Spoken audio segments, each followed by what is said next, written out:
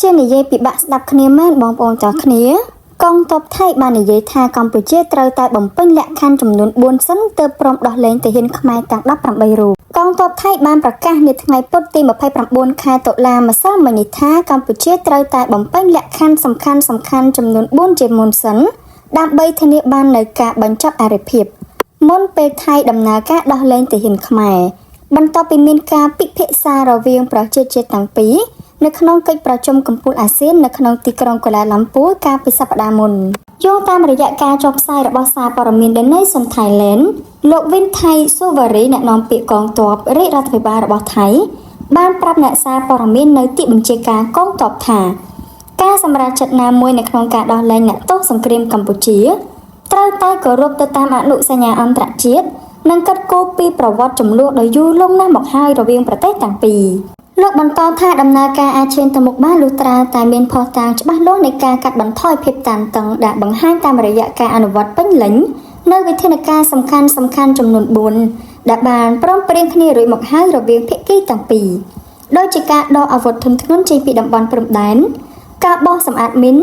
ការប្រយុទ្ធប្រឆាំងបណ្ដេញឧក្រិដ្ឋកម្មឆ្លងដែននិងការសម្របសម្រួលការគ្រប់គ្រងតំបន់ព្រំដែនក្នុងនោះលោកវិនថៃបានរៀបរាប់ថាលុះត្រាតែលក្ខខណ្ឌទាំងនេះត្រូវបានបំពេញទើបយើងអាចចាប់ផ្ដើមពិចារណាដោះលែងអ្នកទោសសង្គ្រាម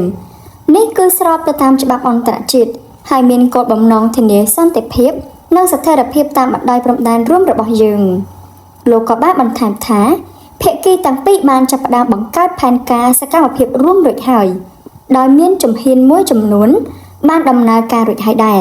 ជាឧទាហរណ៍កាលពីថ្ងៃទី26ខែតុលាប្រទេសទាំងពីរបានដករថក្រោះចេញពីព្រំដែនដែលជាកាយវិការនិមិត្តសញ្ញាដែលឆ្លុះបញ្ចាំងពីវឌ្ឍនភាពនៃកិច្ចខិតខំប្រឹងប្រែងកាត់បន្ថយការកើនឡើងដែលបានព្រមព្រៀងគ្នានៅក្នុងកិច្ចប្រជុំកំពូលអាស៊ានកិច្ចពិភាក្សាបន្ថែមរវាងកងទ័ពភូមិភាគ2របស់ប្រទេសថៃនិងកងទ័ពភូមិភាគ4របស់កម្ពុជាបានធ្វើឡើងកាលពីថ្ងៃទី28ខែតុលាដើម្បីពិភាក្សាអំពីពេលវេលានិងនីតិវិធីសម្រាប់ការដកអាវុធធុនធ្ងន់កិច្ចប្រជុំក៏បានដាក់ចេញនូវផែនការសម្រាប់ដំណាក់កាលបន្តបន្ទាប់នៃការកែសម្រួលកងទ័ពនៅតាមបណ្ដោយព្រំដែនយ៉ាងណាមិញលោកវិនថៃក៏បានប្រមានថាប្រសិនបើដំណើរការបញ្ឈប់ឬការសន្យាមិនត្រូវបានបំពេញនោះទេ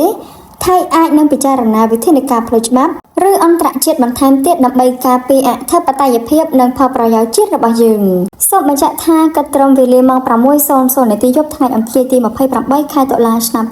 2025កងទ័ពភូមិន្ទថៃបានគោរពតាមកិច្ចសន្យាកិច្ចព្រមព្រៀងសន្តិភាពដែលបានដកអាវុធធុនធ្ងន់របស់ខ្លួនចេញពីតំបន់ព្រំដែនកម្ពុជាថៃ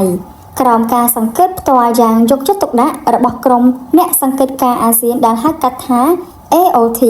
ក្នុងនោះផងដែរកងទ័ពកម្ពុជាថៃបានបដិញ្ញាចិត្តរួមគ្នានៅក្នុងការអនុវត្តនៅស្មារតីនៃកិច្ចព្រមព្រៀងសន្តិភាពរួមដោយប្រើប្រាស់មធ្យោបាយក្នុងការដោះស្រាយបញ្ហាព្រំដែនដោយសន្តិវិធី